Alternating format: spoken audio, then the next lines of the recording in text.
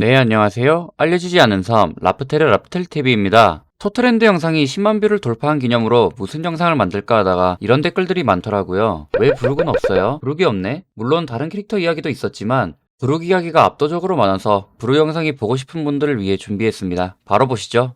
브룩은 루피 일행들이 스릴러바크에 가기 전 만난 캐릭터입니다. 해골이 살아 움직여서 상당히 겁을 먹었었죠. 하지만 곧바로 루피는 흥미를 보이며 동료로 들어오라고 합니다. 루피 동료들은 처음에 엄청 싫어했지만 그도 그럴 것이 해골이 살아 움직이니 얼마나 의심되고 무서웠을까요? 해골이 된 이유도 부활 열매 능력자인데 부활을 하려고 몸을 찾아다니다 바로 못 찾아서 길을 헤매 이미 해골이 되어 있는 자신을 보고 놀랬었죠. 네, 그 좋은 부활 능력을 쓰고도 해골이 된 겁니다. 도로가 저 열매를 먹었다면 아마 원피스 완결나도 못 찾았겠죠? 원래 해적을 하기 전에 웨스트블루 어느 왕국에서 군인으로 활동했었습니다. 무슨 이유인지 모르지만 전투복을 벗고 요키가 이끄는 룸바 해적단의 검사 겸 음악가로 들어간 것인데요. 룸바 해적단에서 선장 요키가 알 수 없는 바이러스에 걸려 함께 가지 못했기 때문에 선장 대리를 했었지만 결국 전투에서 패배하게 되면서 선원들과 마지막으로 연주하기로 합니다. 그렇게 하나둘씩 죽기 시작했고 브룩이 마지막에 죽고 열매 능력으로 다시 되살아나면서 혼자가 되었습니다. 루피의 동료가 되기 전까지 무려 50년 동안이나 말이죠. 샤키의 바에서 골디 로저 이야기를 듣고 루키 취급을 했는데 그도 그럴 것이 로저 흰수염보다도 한 세대 위의 해적이기 때문이죠.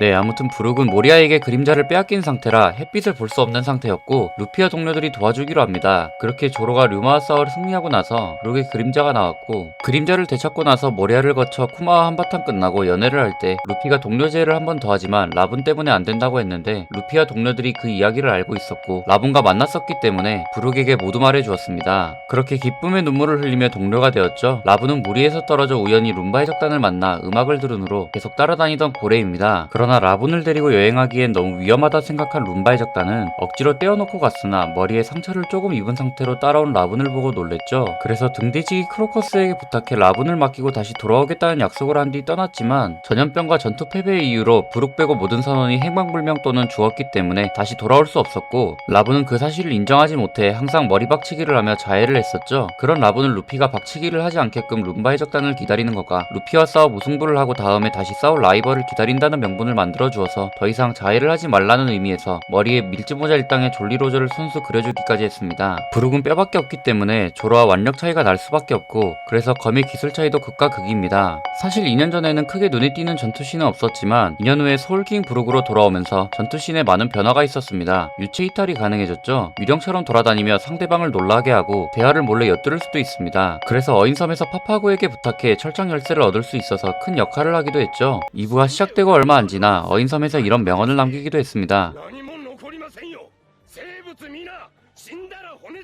뼈밖에 없어서 신어인 해적단 이카로스 무티의 창에 공격을 받아도 아무렇지 않은 모습을 보이기도 했습니다. 2년 전에는 평범한 소드 스틱을 사용했지만 2년 후에는 수장족이 재련해준 소드 스틱을 사용합니다. 평소에는 지팡이로 사용하고 바이올린을 연주할 때 사용하기도 합니다. 어인섬에서 신어인 해적단 제호를 처음 선보이는 기술로 한방에 제압하기도 했죠. 펑크하자드에서는 배를 지키다 나미 상디 초파 프랑키는 키저의 부하들이 터뜨린 수면가스에 당하고 나서 잡혀갔지만 브룩은 살아있는 사람이라고 생각하지 않아서 유일하게 잡혀가지 않았습니다. 드레스로자에서는 돈키호테 패밀리 간부 조라에게 당했다가 동조하는 척 호감을 사 원래 모습을 되찾은 소울솔리드로 조라를 단칼에 베어버리기도 했습니다. 그리고 토트랜드에서는 신기한 능력을 선보였는데 소울 열매의 능력으로 생긴 호미지의 체스병을 다 제압했지만 제우스, 프로메테우스, 나폴레옹은 자아가 있기 때문에 다른 사람의 영혼으로 만들어진 호미지와 급이 달라서 영혼을 조종하는 부활 열매 능력으로도 제압하지 못하는 모습을 보였습니다. 그리고 엄청난 일을 해냈는데 그 누구도 해내지 못했던 사왕 빅맘이 가진 로드 포네그리프의 사본을 모두 번떠 자신의 두개골에 숨겨 훔치는데 성공합니다.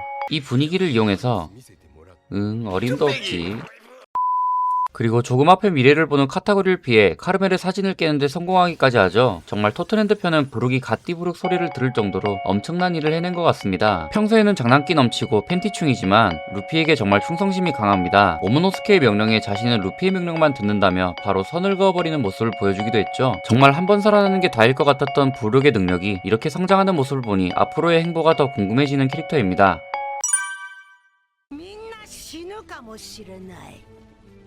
死ぬことを計画に入れるバカがどこにいますかお嬢さん 오늘 영상은 여기까지입니다. 재밌게 시청하셨다면 구독과 좋아요 한 번씩 부탁드립니다.